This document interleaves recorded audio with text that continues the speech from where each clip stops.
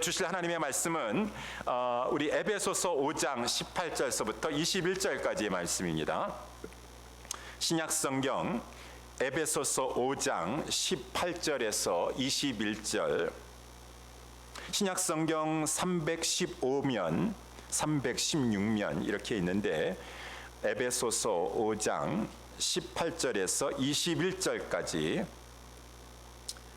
우리 다 같이 찾으셔서 하나님 말씀 저와 여러분들이 한 절씩 교독하도록 하겠습니다.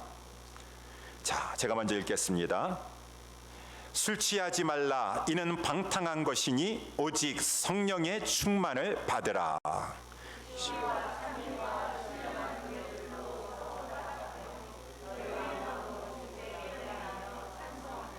범사에 우리 주 예수 그리스도의 이름으로 항상 아버지 하나님께 감사하며 그리스도를 경외함으로 피차 복종하라. 아멘. 자, 오늘 본문의 말씀을 가지고 성령의 충만을 받으라 라고 하는 말씀의 제목으로 우리 하나님 말씀을 살펴보도록 하겠습니다. 성경은 우리를 보고 사랑을 입은 자들이다 라고 이렇게 말씀하고 있어요. 사랑을 입다니요, 무슨 사랑을 입었습니까? 그 크신 하나님의 사랑을 입었으니 어떠한 사랑을 입었죠? 하나님의 자녀가 되는 권세를 얻게 되었다. 그래서 5장 1절에 우리 5장 처음 시작하는 것에 보게 되면은 그러므로 사랑을 입은 자녀같이 너희는 하나님을 본받는 자가 되라. 자녀같이라는 것은 하나님의 사랑 입어서 지금 하나님의 자녀가 되지 아니하였던가. 여러분, 하나님의 자녀가 아무렇게나 해가지고 하나님의 자녀가 된 것이 아니에요. 하나님은 우리를 자녀 삼으시고자 엄청난 큰 대가를 치러주셨으니 우리가 잘 아는 것과 같이 하나님은 그 독생자를 십자가에 내버리시는 데까지 내어주시기까지 우리가 무엇이간데 우리를 자녀 삼아주시고자 하나님께서 그 크신 희생을 우리 하나님께서는 감수하시면서까지 우리를 자녀 삼아주셨도다. 여러분, 여러분의 자녀를 죽는데 내어주시면서까지 어떤 사람을 살리려고 하시는 그러한 일을 하시겠어요? 그런 사람 없으시겠지. 그 귀한 독생자 사랑하는 자를 십자가에서 죽는데 내버리시기까지 하면서 우리를 사랑하여 주신 그 사랑, 그러니 또한 그 독생자 예수 그리스도께서도 얼마나 사랑하여 주셨던가. 2절에 말씀한 것처럼 그리스도께서 너희를 사랑하시지 아니하셨는가. 그는 우리를 위하여 자신을 버리사 향기로운 제물이 되어 주셨고, 여기 제물이라는 것은 하나님 앞에 바쳐지는 예물이 되어 주셨는데, 우리 예수님께서 하나님께 바쳐지는 예물이 되어주신 것은 그냥 무슨 여기서 우리가 헌금 드린 것처럼 오퍼링 드린 것처럼 물질과 같은 것을 드린 것 같은 예물 차원이 아니에요. 오늘 본문의 말씀에 2절에 보니까 생축이 되어주셨도다. 여기 생축이라는 것은 죽여서 하나님 앞에 드리는 자가 되었도다. 자기 자신의 목숨을 하나님께서 우리를 위해, 그리스도 예수께서 우리를 위하여 내어주셨도다. 그렇게 하시기까지 자기를 희생하시면서까지 하나님은 우리를 사랑하셨고 우리 주 예수 그리스도를 우리를 사랑하여 주셔서 희생하심으로 말미암아 우리는 하나님의 은혜를 입어서, 사랑을 입어서 하나님의 자녀가 되지 아니하였던가 라고 했으니, 하나님은 우리에게 큰 사랑을 베풀어 주셨고 우리는 사랑을 입은 자녀가 되었다라고 하는 것입니다. 그래서 여러분, 요한일서 3장 1절에서도 사도 요한도 하나님의 말씀을 받아가지고 이 사실을 막 말씀해 주고 있는데, 그 이 요한이 너무나 감격스러워가지고 보라, 하나님께서 말로 다 할 수 없는 사랑, 그래서 어떠한 사랑을 우리에게 주사 하나님의 자녀라 일컬음을 얻게 하여 주셨던고. 세상은 이 사실을 알지 못하는도다. 우리를 위해서 하나님께서 얼마나 큰 희생을 치러주셨던가. 그 예수 그리스도 하나님의 아들께서 얼마나 큰 사랑을 베풀어 주셨던가. 세상은 알지 못하도다. 그 사랑은 말로 표현할 수 없는 사랑이요, 어떠한 사랑, 하늘을 두루마리 삼고 바다를 먹물 삼아도 다 기록할 수 없는 사랑. 이렇게 큰 사랑을 저와 여러분들은 잊게 되었으니, 그래서 하나님의 자녀가 되었고 성도가 되었으니 어떻게 살아야 되겠습니까? 하나님의 자녀가 되어서 성도가 되어서 3절 말씀에 나와 있는 것처럼 음행이나 하고 온갖 더러운 것이나 추구하고, 탐욕은 우상 숭배라고 하는데 욕심에 사로잡혀가지고 이 땅의 것만 그냥 추구하는 그러한 삶을 하나님의 자녀가 살 수 있겠는가? 그러할 수 없도다. 3절 말씀해 보니까 그러한 것들은 너희 중에 이름이라도 부르지 말라. 이는 성도의 하나님의 자녀의 마땅한 바가 아니니라 라고 말씀해 주고 있고, 말을 한다 할지라도 하나님의 자녀가 어디 음담 패설 같은 거나 하면서 4절 말씀해 보니까 누추함과 어리석은 말이나 희롱의 말이 마땅치 아니하니 어찌 하나님의 자녀가 그 입을 가지고 그 입으로 하나님을 찬양하고 감사하는 그러한 입으로 사용해야 될 것인데 누추한 말이나 어리석은 말이나 하는 그러한 사람의 그런 모습으로 살 수가 있다는 것인가? 그럴 수가 없느니라. 그럴 수가 없느니라. 그러면서 쭉 하면서 이제 8절에 하나님의 자녀는 빛이신 하나님, 참 빛이신 예수 그리스도께 속한 자가 되었으니 너희는 빛의 자녀가 아니더냐. 8절 말씀에 너희가 전에는 어둠이었었다. 어둠에서 그저 음행이나 어디 더러운 것이나 세상의 욕심이나 그러한 것에 추구하는 그러한 인생이 살았지만 너희는 전에는 어둠이었는데 이제는 주 안에서 빛이 되었으니 빛의 자녀로서 행하도록 하라. 빛의 자녀들처럼이라는 것은 빛의 자녀로서 살도록 하라. 이 빛이 무엇인가? 우리 지난 주일에도 말씀을 살펴본 것처럼 너희는 빛이다 그 말입니다. 세상에 나가서 그 빛을 발하야 될 그 빛이니, 우리 산상수훈의 말씀을 통해서 예수님께서 지난 주일에도 말씀한 것처럼 빛은 착한 행실이 아니더냐. 빛의 자녀가 되었으니 착한 행실을 통하여서 너는 세상에 나아가서도 빛이 되고 소금이 되어서 이 썩어져가는 세상을 부패를 방지하고 하나님께 영광을 돌리도록 하고, 너희들은 산상수훈의 그 말씀 거룩한 하나님의 백성으로 살아가야 될 존재들인 것이고, 오늘 본문의 말씀도 같은 말씀이에요. 8절에 보니까 너희는 빛이니 빛의 자녀로서 살도록 하라. 빛의 열매는 모든 착함과, 지난 주일에는 선한 행실, 착한 행실이라고 했고 의로움과 진실함에 있느니라 라고 말씀했어요. 그래서 우리 지난 주일의 말씀을 이제 연상하면서 그 하나님의 백성답게 살라 그 말입니다. 산상수훈의 말씀이 물론 그렇게 산다는 것은 참으로 어려워요. 그렇지만 하나님의 자녀로서 불가능하지 않습니다. 비록 좁은 문으로 들어가서 좁은 길로 가는 것 같이 그렇게 사는 것이 참으로 힘들지 모르겠지만, 그렇기 때문에 하나님께서는 성도에게 성령을 주시지 아니하였던가. 성령님은 보혜사 성령님이시니 우리 안에 내주하고 계시면서 우리를 도와주셔서 좁은 길을 가게 하신다. 그 하나님이 말씀하시고 예수님이 말씀하신 그 착한 행실, 하나님이 기뻐하시는 그 길을 걸어가게 하시는데 도와주시는 성령님이 너희 안에 계시니 너희는 그 성령님을 의지하여 이 땅에서도 착한 행실로 살도록 하라. 의로움과 진실함으로 살도록 하라. 하나님의 말씀은 다 똑같아요. 그래서 오늘 본문의 말씀에 이제 에베소서의 말씀에서도 에베소 교회에게 주시는 말씀이지만 우리에게 주시는 말씀이에요. 이 땅의 성도로서 세상의 사람들과 똑같이 살 수가 있는가?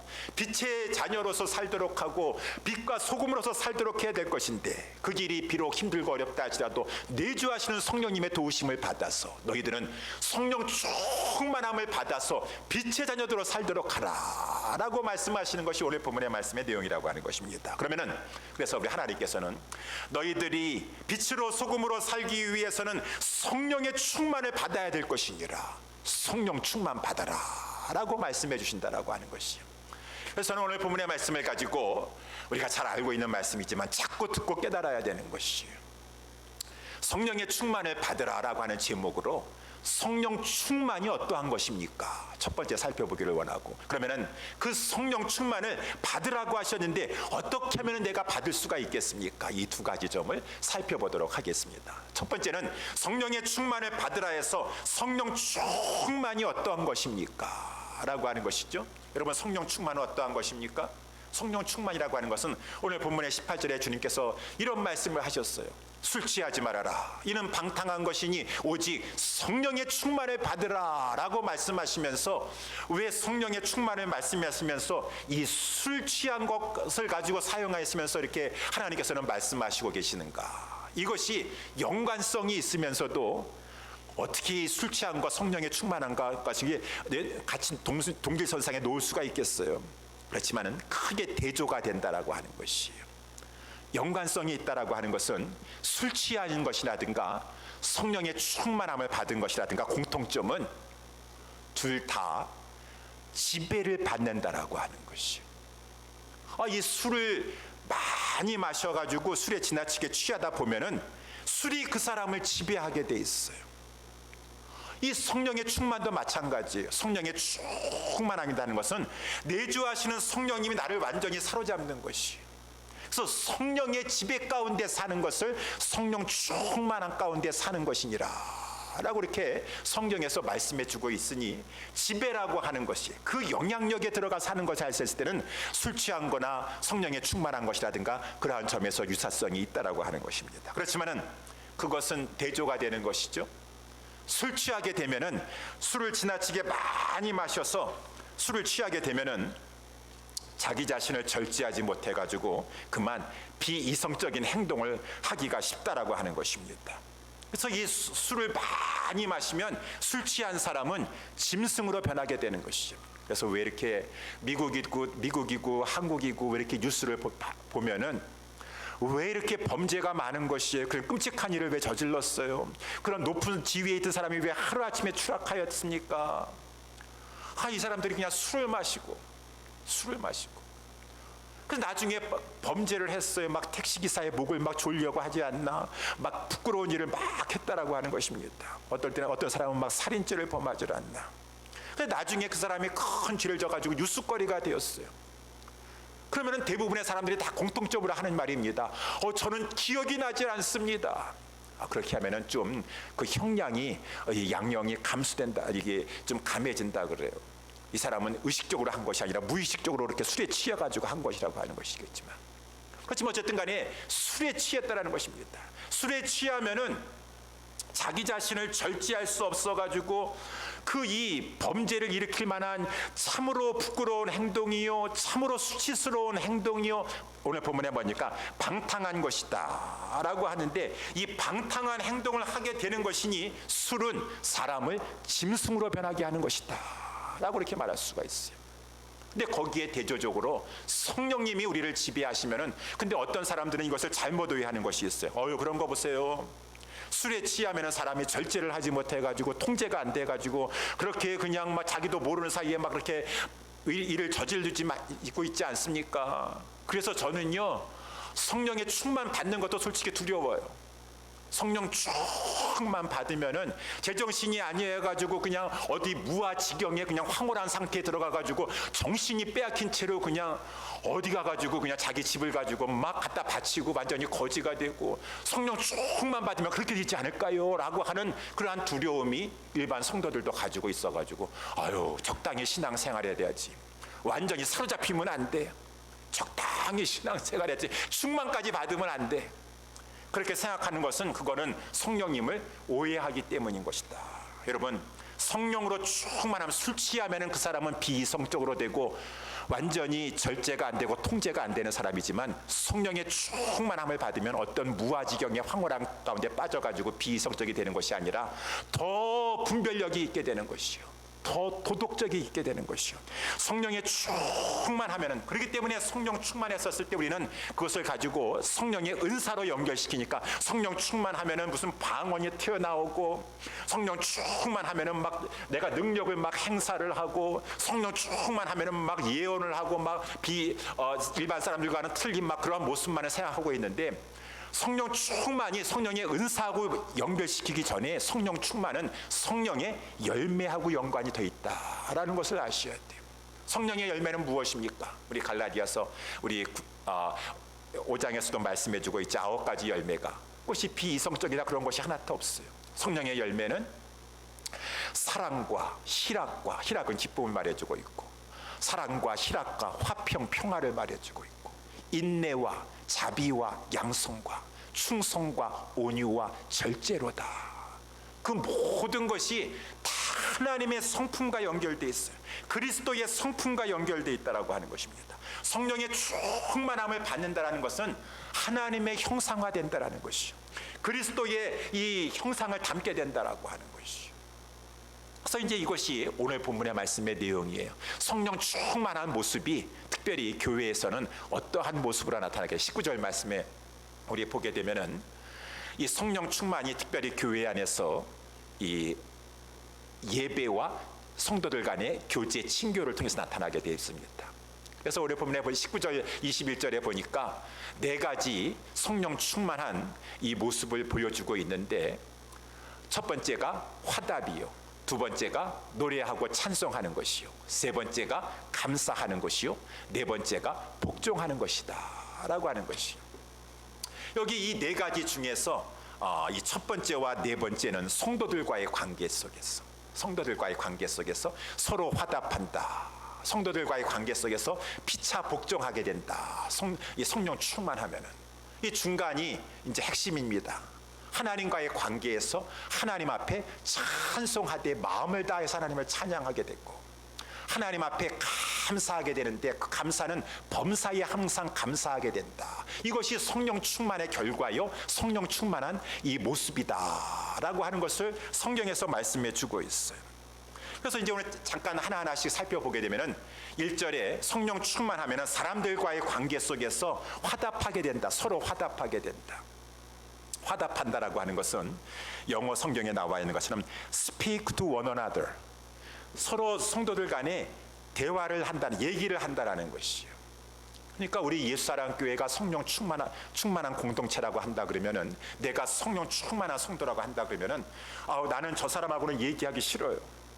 그래가지고 어떤 교회는 교회 안에 유리벽이 많이 이렇게 쳐져 있어요.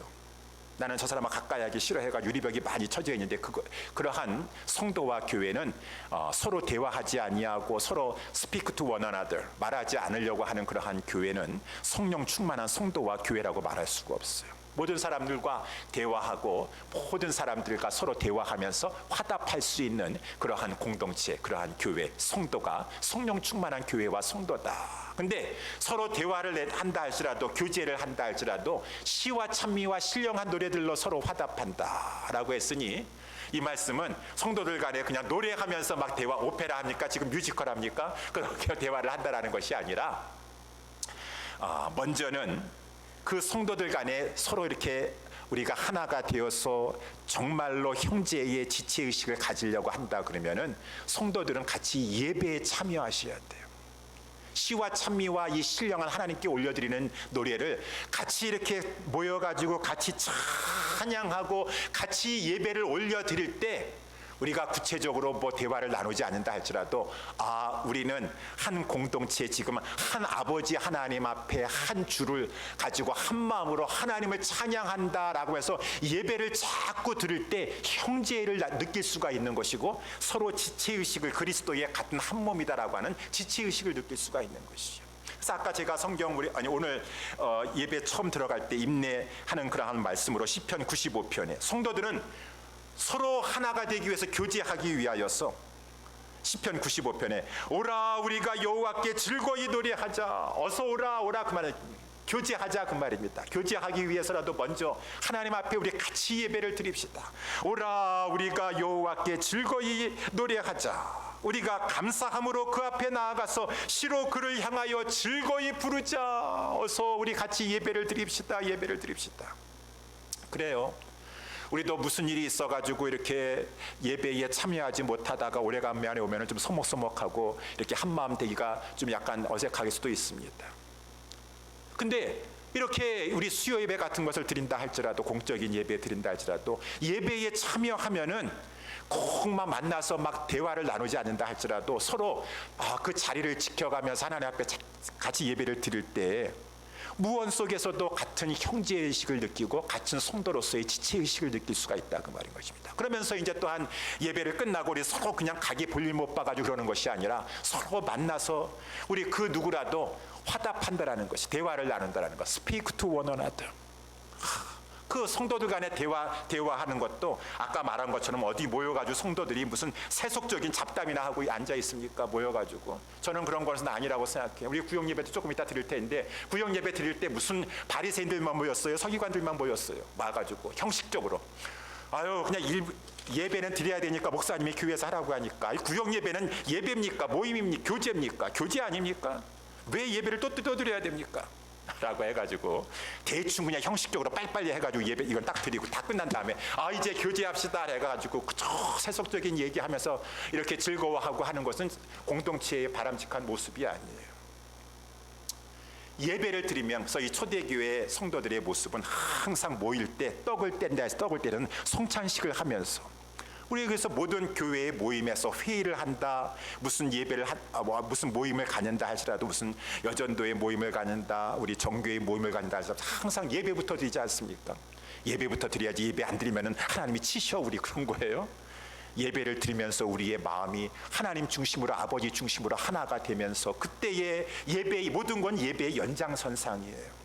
식사를 하면서 교제를 나눈다 할지라도 그 예배를 드린 그 마음을 가지고 형제의 지체의식을 가지고 서로 사랑의 대화를 나누는 것이, 이것이 진정한 하나님 안에서의 성도 간에 화답하는 것이고, 시와 찬미와 신령한 교회들로 화답하는 성령 충만한 성도들, 성령님께서는 그러한 성도가 되도록 우리를 이끌어 주신다라고 하는 것입니다.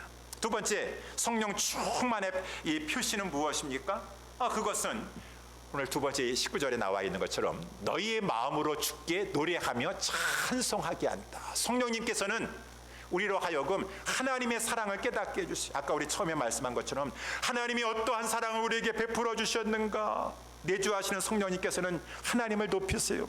하나님이 너희를 위하여서 아낌없이 독생자를 그 십자가에 내어주시기까지 아니하셨더냐. 예수 그리스도께서는 너희를 위해서 제물이 되어주시는데 죽은 자기 자신을 죽여서 생축으로서 자기 자신을 드리면서 너희에게 속죄의 제물, 화목의 제물이 되어주셨도다.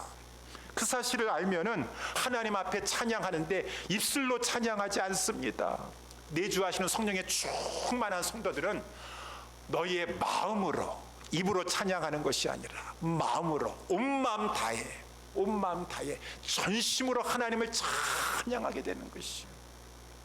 우리 복음성가에 그래서 여기 오늘 본문에도 보니까 너희의 마음으로 주께 노래하며 찬송하며, 아버지 사랑 내가 노래해. 그 사랑이 어떠한 사랑인가? 그 독생자를 아낌없이 주시기까지. 아버지 은혜 내가 노래해. 마음으로 전심으로 온 마음 다하여 하나님 앞에 예배하고, 그 사랑 날 위해 죽으신, 날 위해 다시 사신 예수 그리스도, 다시 오실 그 사랑, 죽음도 생명도 권사도 그 어떠한 것이라 할지라도 그 하나님의 사랑에서 끊을 수 없도록 주님께서 나를 붙잡고 지금 성령으로 이끌어 주시는데, 하나님을 찬양할 때 내주하시는 성령님은 우리로 하여금 하나님 앞에 전심으로 찬양하게 하신다. 이 성령 충만한 공동체는 그렇기 때문에 하나님 앞에 온 마음 다해 전심으로 찬양하게 한다라고 하는 그 모습을 보여주고 있어요. 성령 충만하면 또 어떻습니까? 성령 충만하면 세 번째는 하나님과의 관계 속에서 감사하다라고 하는 것이죠. 여러분, 이 사실을 분명히 아셔야 돼요.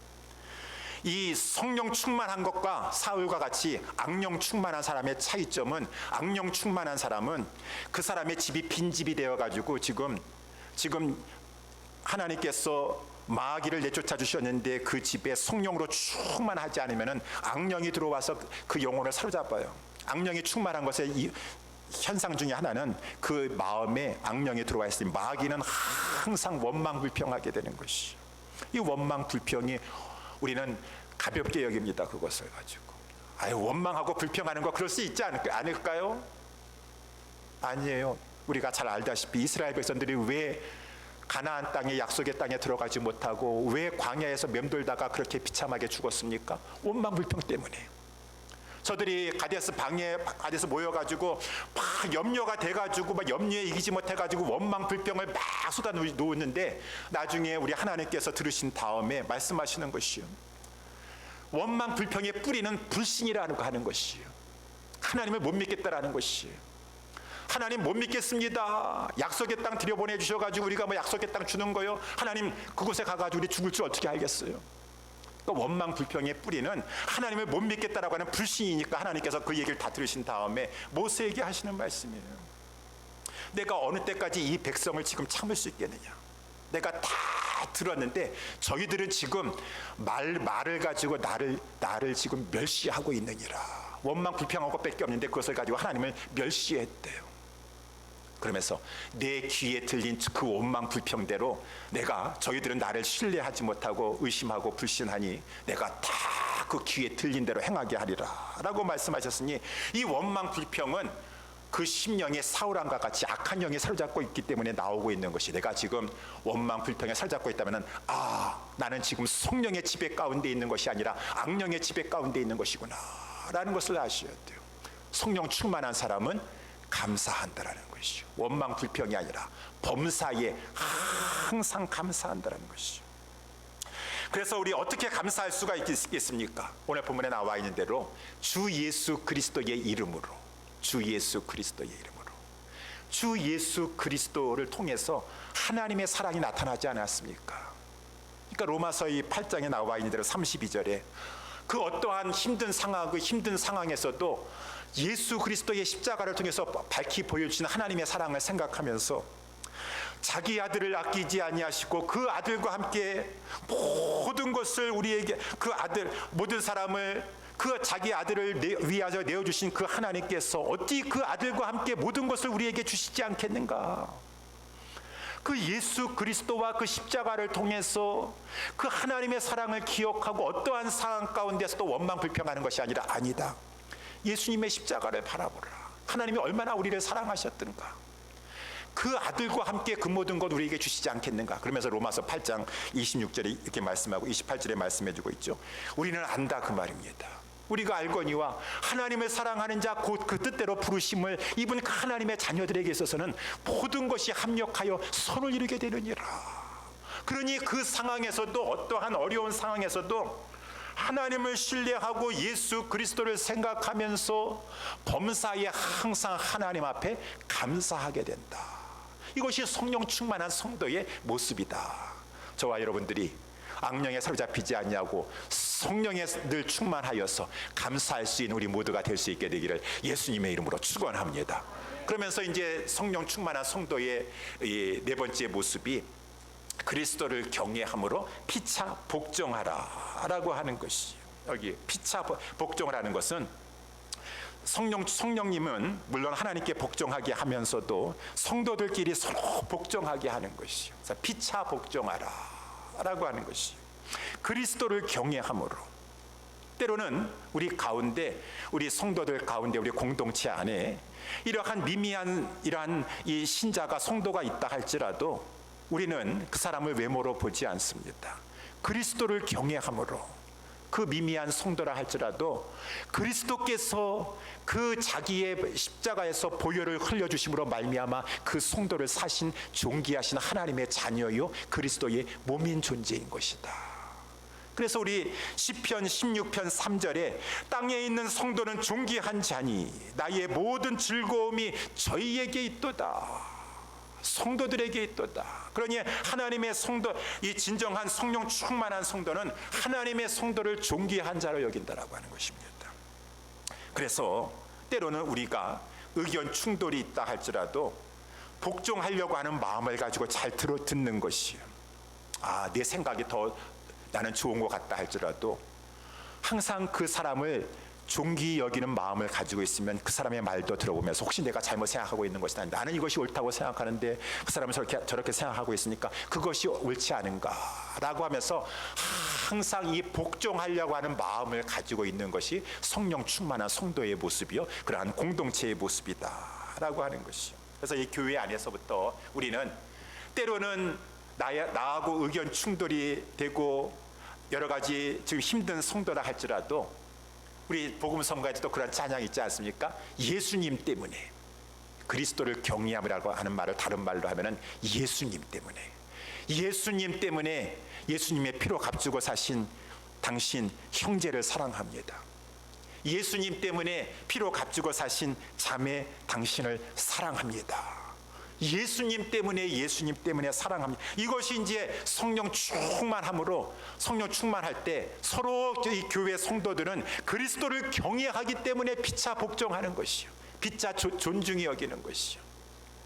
이제 이것이 하나님의 말씀에 있어서는 교회에서부터 이제 이것이 가정과 세상으로 퍼져나가는 것이요.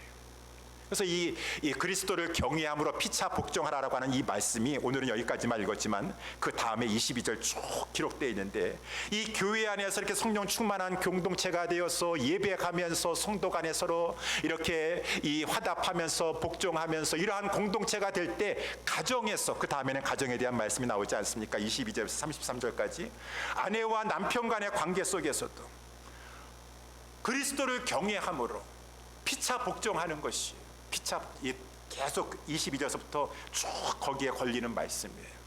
그래서 우리 잘 알다시피 가정에서도 아내와 남편이, 아내들은 자기 남편에게 복종하기를 죽게 하다, 서로 피차 복종하는 것이, 아내는 남편에게 복종하고 남편은 아내에게 복종하고, 다 그리스도를 경외함으로 예수님 때문에.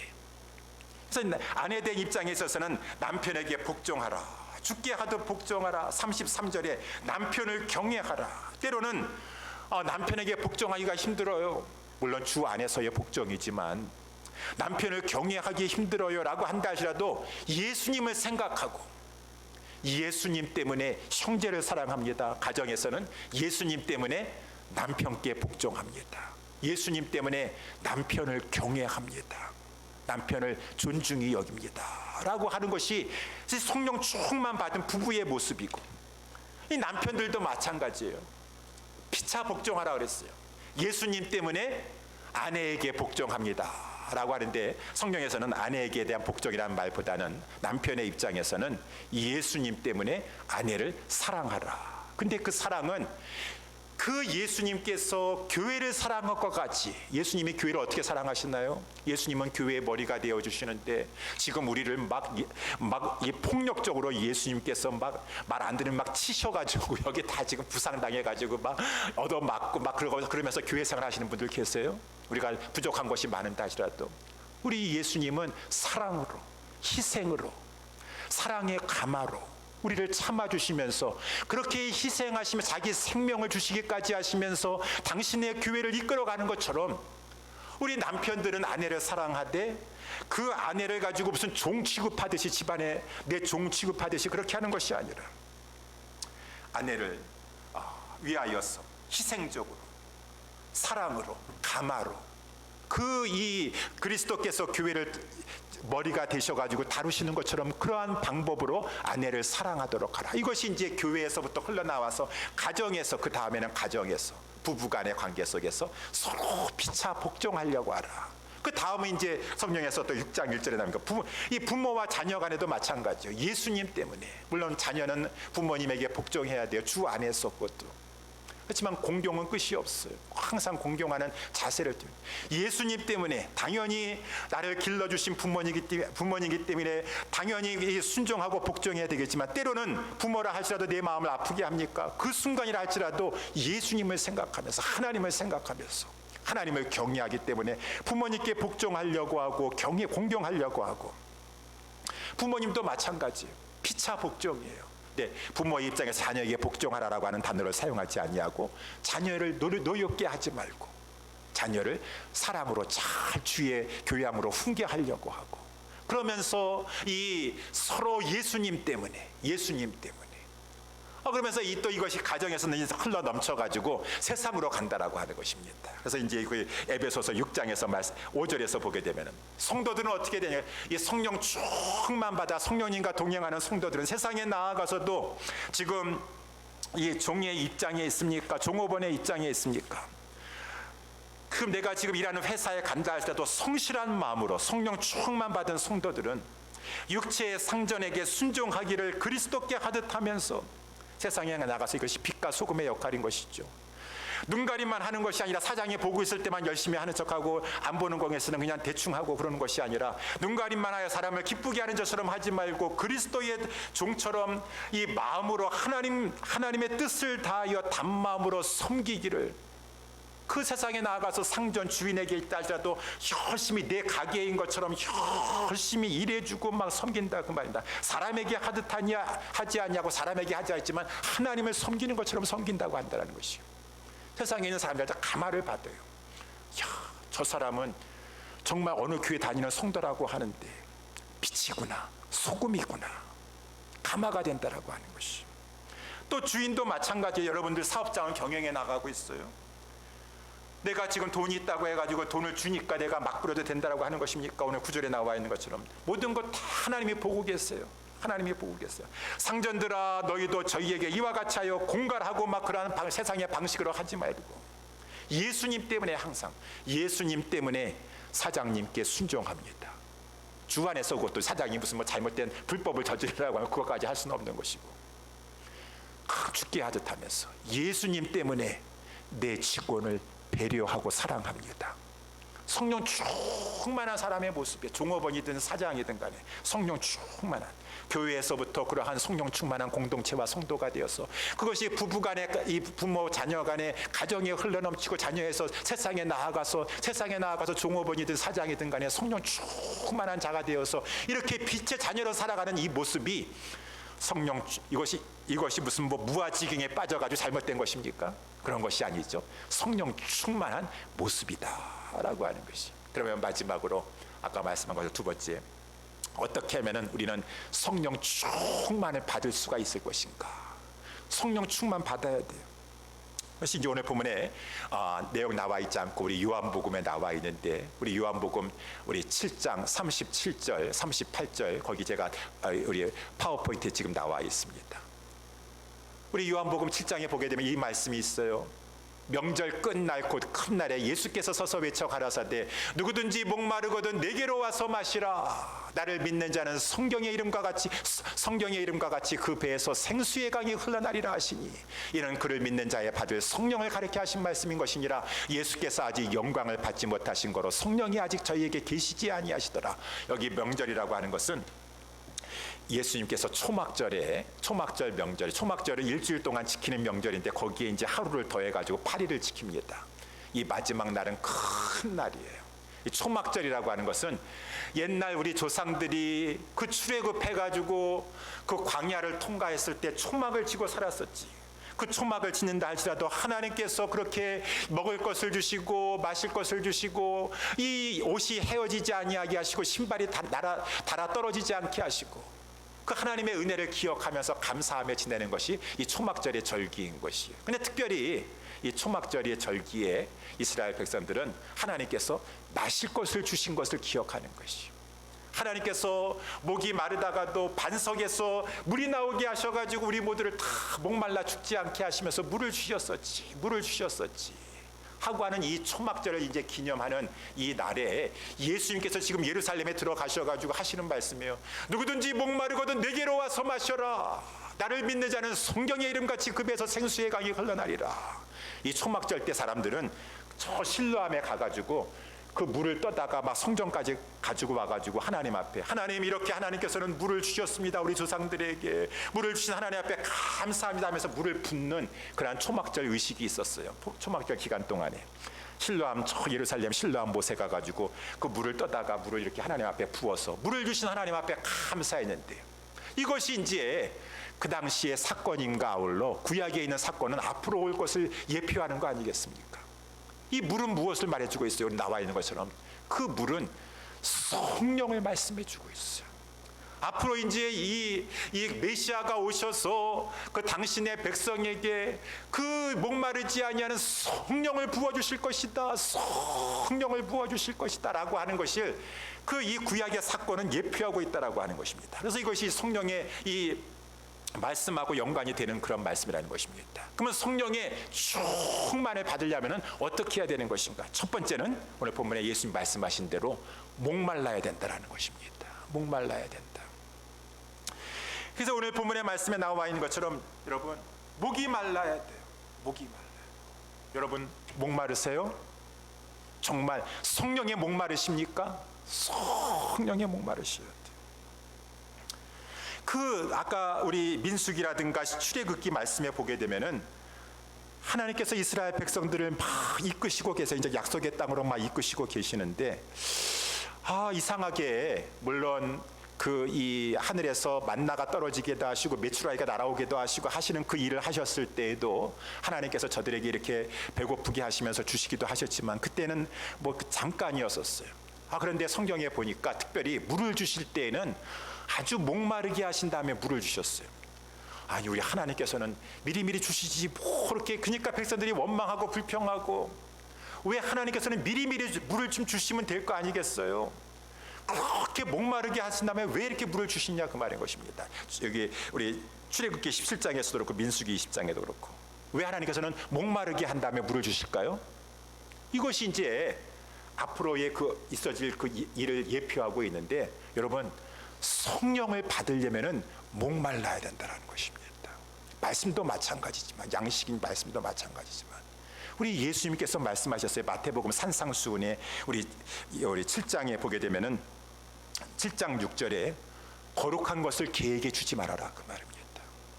값비싼 진주를 그 돼지와 같은 그러한 자들, 그 세상의 것 더러운 것 추구하고 있는 자들에게 그 거룩한 것을 주지 말라, 그 말인 것입니다. 가치를 아는 자에게, 목말라 하는 자에게, 정말 그 가치를 알고 달라고 하는 자에게 이 거룩한 것을 주어라라고 제자들에게 말씀하시면서, 그 마태복음 7장 6절에 이 돼지와 같은 그러한 자에게 거룩한 것을 주지 말고, 그러면서 이제 성령을 말씀하시는데, 구하라 그러면 너에게 주실 것이요, 찾으라 그러면 찾는 자가 찾게 될 것이고, 두드리라 그러면은 열릴 것이니.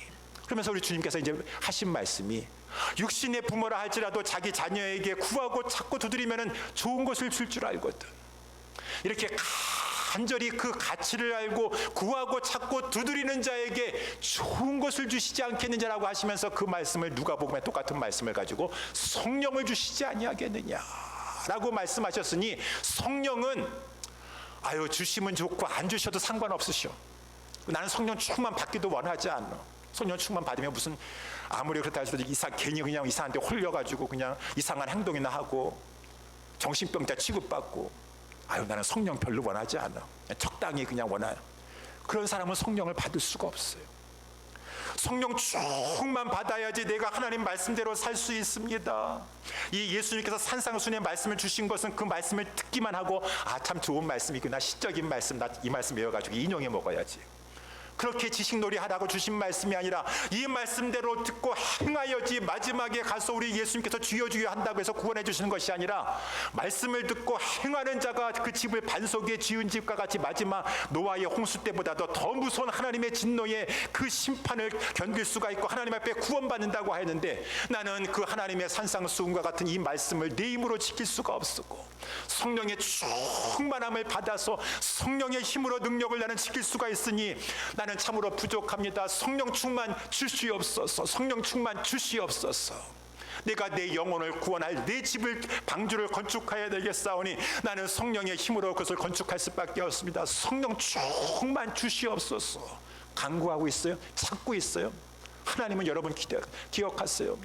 거룩한 것을 알지도 못하는 자에게 그냥 억지로 그냥 성령 충만 받아요, 성령 충만 받아요, 나는 싫다니까요, 억지로 받아요 그렇게 하지 않았어요. 가치를 모르는 자에게 주지 않는다. 가치를 알고 간절히 추구하고, 아까 우리 찬송가 부른 것처럼 목마른 나의 심령 주님 원합니다.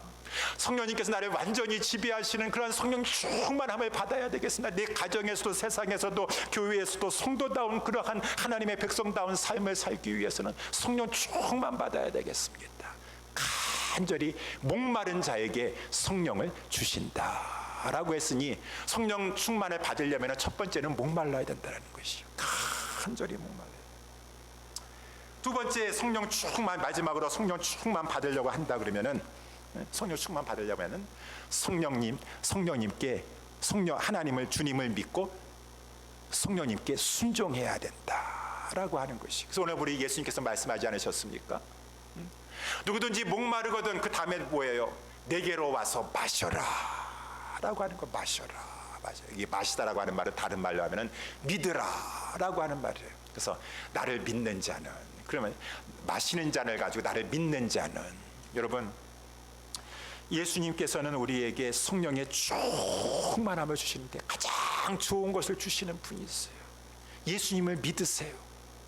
예수님을 믿으세요. 그리고 예수님이 성령님을 통하여서 우리 속에서 말씀하실 때 그 말씀대로 마시려고 그러세요. 순종하려고 하세요. 어디 세상 뉴스나 보니까 요즘 마시는 것도 조심해야 돼. 어떤 사람이 그 무슨 운동하러 갔다가 어떤 남자가 여자한테 이거 마시라고, 운동하면은 단백질이 부족하니까 단백질을 좀 타서 파우더로 된 걸 마셔야 된다고 해가지고 거기다가 이상한 걸, 그냥 마약 성분 있는 걸 줘가지고 그 여자가 그걸 마신 다음에 전신이 마비가 됐다라는 뉴스를 봤어. 세상에 믿을 사람이 없어. 함부로 마시면 안 돼. 하나님도 그렇게 생각하시오. 하나님이 성령 내게로 와서 예수님에게 오셔야 돼요. 예수님에게 와서 우리 주님이 말씀하시는데 그 말씀을, 주님을 믿고 주님을 신뢰하고 어떠한 말씀이라 할지라도 주님 내 순종하겠습니다. 내 순종하겠습니다. 우리 주님은 순종하는 자에게 성령의 충만함을 주신다라고 하는 것이죠. 그래서 우리 사도행전의 1장에도 보게 되면은 예수님께서 이제 오늘 여기도 말씀해 주고 있지만, 예수님 이 말씀은 아직 요한복음 7장이에요. 예수께서 아직 영광을 받으시지 못한, 부활 승천하지 않은 것이기 때문에, 부활 승천하신 다음에 성령을 부어 주셨으니까 아직 전이에요. 사도행전 1장에 보게 되면 이제 예수님께서 부활 승천하시면서 제자들에게 말씀하셨어요. 그때 제자들은 12명의 제자들뿐만 아니라 120여 명의 문도라고 하지 않습니까? 120여 명의 성도들이, 여자들도 포함되어 있었고, 너희들은 지금 예루살렘을 떠나지 말아라. 예루살렘을 떠나지 말고 하나님이 약속하신 그 성령을 부어줄 것이니까 그 성령이 오실 때까지 계속 예루살렘에 유하도록 하라 라고 하시면서 우리 예수님께서 부활 승천하셨어요. 그때 이 120여 명의 여자들도 있고 많은 성도들이 그 말씀 앞에 순종했다라고 하는 것입니다. 아니, 그 당시 사람들은 할 일이 없었나요? 다 가정들도 있고 자기 이렇게 일하는 것도 먹고 살아야 되니까 다 그때나 이때나 일해야 되는데, 그 사람들 대부분 다 갈릴리에서 온 사람들이에요. 지금 6월절 지키려고 왔는데 언제까지 지금 예루살렘을 떠나지 말고 그 하나님 말씀, 예수님 언제 성령 주실 줄 알고 그때까지 기다리라는 것이에요. 아니에요, 나 지금 빨리 가봐야 돼요. 우리 애들 지금 기다리고 있어요. 지금 손주 봐야 돼요. 지금 우리 거기 가게 지금 봐야 돼요. 우리 농사진 거 생각해야 돼요. 다 할 일 많았을 것이에요. 근데 예수님께서 예루살렘을 떠나지 말아라, 갈릴리로 아직까지는 돌아가지 말아라, 하나님께서 약속하신 것을 기다리라라고 해서 저들이 순종했어요. 자기의 그 생활과 그 모든 것들도 희생하면서 순종하고 기다리고 언제인지 몰라요. 10일을 기다리고 20일을 기다리고 지금 빨리 집에서 막 기별이 오기를 지금 막 빨리 와라, 지금 뭐 하냐고 있냐 할 때도 주님 말씀 앞에 순종해서 예루살렘 떠나지 말라라고. 10일, 20일, 30일, 40일 언제일지 모르는데 50일이 되는 순간에 그렇게 하나님 말씀, 우리 주님의 말씀에 순종하여서 기다리는 자에게 성령을 부어주셨어. 오순절 성령 강림 때 성령 받지 않았던가? 우리 주님은 순종하는 자에게 성령을 부어주신다라고 하는 것이. 그래서 우리 사도행전 5장 32절에 우리는 이 일의 증인이요 하나님이 자기에게 순종하는 사람들에게 주시는 성령도 그러하니라. 하나님은 순종하는 자에게 성령을 주시는구나 라고 하는 것을 말씀해 주고 있습니다. 마지막으로 한 가지 예화만 제가 말씀드리고 마치도록 하겠습니다. 제가 이제 미국에 온 지가 한 20년이 된 것 같아요. 그랬는데 한 15년 전에 있었던 일입니다. 아마 제가 옛날에도 잠깐 이렇게 언급을 한 적이 있었었는데, 그때 필라델피아 살고 있었었는데 이제 교회에 부교육자로 이제 그 교회에 이제 이렇게 교육자로 이제 가게 되었어요. 새로운 사람들을 만나지 않습니까? 새로운 사람들 만나가지고 이렇게 이제 누가 누군지 모르지만은 인사를 한다 그 말. 만나는 사람마다 인사를 하는 거죠. 안녕하세요. 그러면 또 우리 성도님들도 새로운 또 교육자가 왔으니까 다 이렇게 화답해. 성도들은 서로 화답하는 것이에요. 그러니까 다 이렇게 반갑게 맞아주고 하는데, 아니 그런데 어떤 한 우리 여자 성도님이 권사님이신데 인사를 하는데 화답을 안 하셔요. 의아했습니다. 나중에 보니까 그분이 권사님이셨어요. 차갑기가 그지없어요. 아니, 이 권사님이 나를 아셨나, 무슨 안 좋은 얘기를 들으셨나, 나는 이분을 전혀 모르는 분이. 모든 성도들은 다 화답을 하는데 왜 이 권사님은 화답을 안 하시는가? 인사를, 저하고 제 아내가 이렇게 인사를 하면은 차갑게 대하시면서 그냥 무시해 버리시더라고. 그랬을 때 보통 성도라 할지라도 마음속에 두 가지 이제 마음이 생각이 들게 되는 것입니다. 그것을 하나를 가지고 옛사람이라고 하는 것인데, 아직 성도라 할지라도 옛사람이 있어요. 육신이라고도, 로마서 8장에 육신이라고도 해서, 아니 이게 뭐야? 아니 그렇게 인사를 하는데도 안 받는 건 뭐야? 그러면서 이 육신은 우리에게 이렇게 생각을 불어넣습니다. 그러면은 인사하지 말아라. 너 자존심도 없느냐? 왜 걔가 그렇게 자존심을 무시하고 그렇게 차갑게 대하는 사람에게 뭐 이렇게 인사를 하느냐? 너도 무시해버려. 인사하지 않으면 될 거 아니야? 라고 하면서 우리의 육신을 가지고 옛사람을 부추기면서 우리 그 육신의 생각을 우리에게 불어넣어 주신다는 것입니다. 근데 이 문제를 가지고 우리 주님 앞에 예수님에게 나아가서 기도하면은 주님은 말씀하셔요. 주님의 말씀은 여기 산상순에 나와 있는 말씀이라든가 성경 말씀하고 똑같은 말씀이에요. 우리 성령님은 성경을 벗어나서 말씀하지 않았어요. 이렇게 말씀하신다고 말입니다. 너는 원수를 사랑하고 핍박하는 자를 위해서 기도하고 오히려 선으로 악을 이겨 나아가서 오히려 사랑을 베풀어 줌으로 말미암아 그 머리에 숯불을 쌓아두라 라고 하는 그 산상순의 말씀이나 로마서 말씀이나 더욱더 따뜻한 마음으로 사랑으로 그 권사님에게 인사해라, 사랑으로 대하도록 하라 라고 한다는 것이죠. 저하고 제 아내는 누구의 말을 들어야 되겠습니까? 육신의 말을 들어야 되겠습니까? 성령의 말을 들어야 되겠습니까? 성령님께 순종할 때 충만케 되는 것이 성령님께 순종했어요. 성령님께 순종할 때 그 권사님에게 인사한데도 안 들었을 때는 기분 나쁘고 좀 자존심 상하는 것도 있지만 마음이 평안합니다. 성령 충만하면은 성령님이 이상하게 마음에 평안을 주세요. 또 성령님께서 잘했다 하는 것 가운데 기뻐하시는 기쁨을 누리게 해주세요. 그렇게 이렇게 쭉 가다가 한참 세월이 흘렀었는데 갑자기 그 권사님이 변화가 되셨어요. 그러지만 한 번은 얼마나 잘해주시는지 그렇게 사랑이 많으신 분이셨었는데 왜 그랬는지 이유는 알 수 없습니다. 목사님 한 번은 저에게 전화를 주셔가지고 사모님하고 같이 나오래요.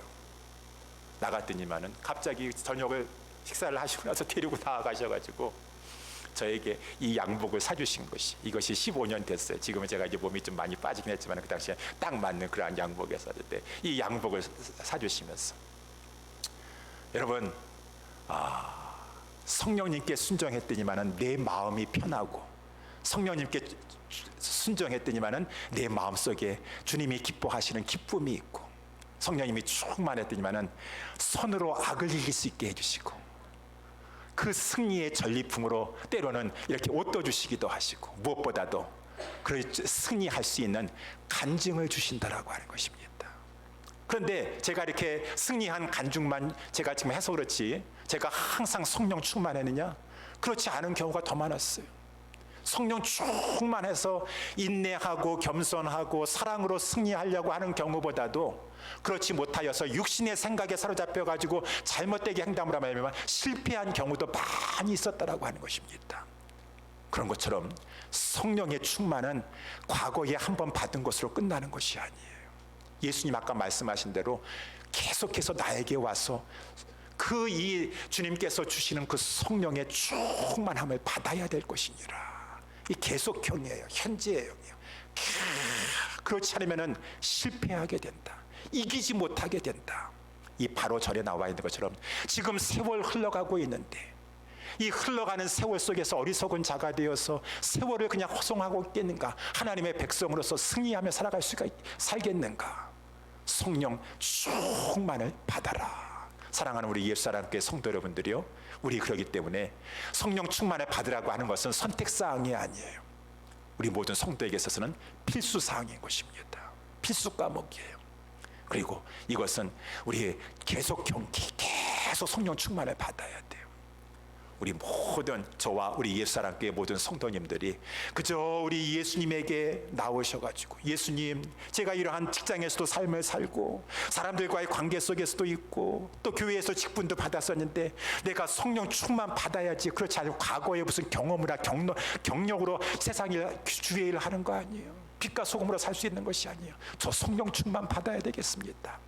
간절한 마음으로 구하시면 우리 주님은 충만한 은혜 가운데 성령으로 우리를 사로잡아 주실 것입니다. 이렇게 성령 충만 받기에 힘쓰심으로 말미암아 진정한 우리 교회에서도 가정에서도 세상에서도 빛으로서 소금으로서 승리하는 삶을 살아가는 우리 모두가 될 수 있게 되기를 예수님의 이름으로 축원합니다. 기도하겠습니다. 하나님